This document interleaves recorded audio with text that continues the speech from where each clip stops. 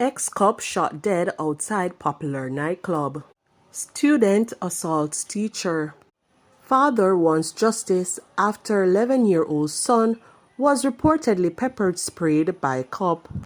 Please remember to subscribe, like, share, comment, and don't forget to hit that notification bell so you can always be updated with the latest news. Now for the news in details.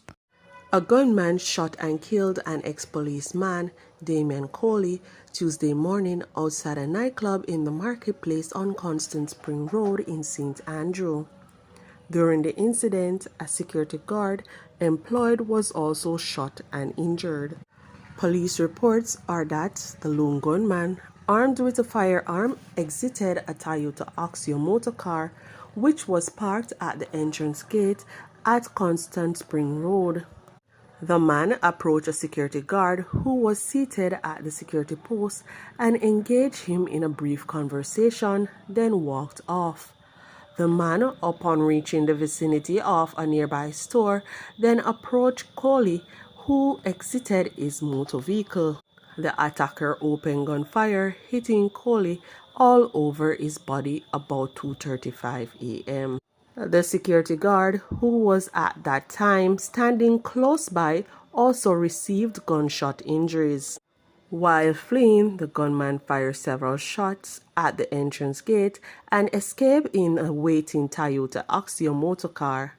Both men were rushed to hospital, where Coley, who is a former member of the Jamaica Constabulary Force, died on arrival.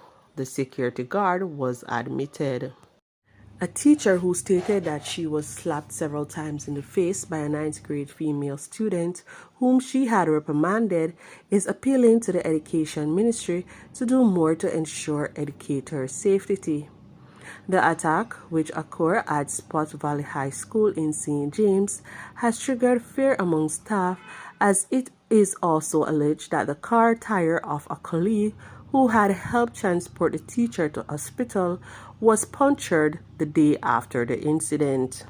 The father of an 11-year-old boy who was forcibly restrained and reportedly pepper sprayed by a police officer in Aracabessa, St. Mary last Friday is hoping for some justice will come from the incident that has left him and his family traumatized.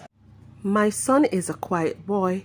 He is only talkative around his peers, and right now I don't know what is going on through his head, said Fitzroy Robinson.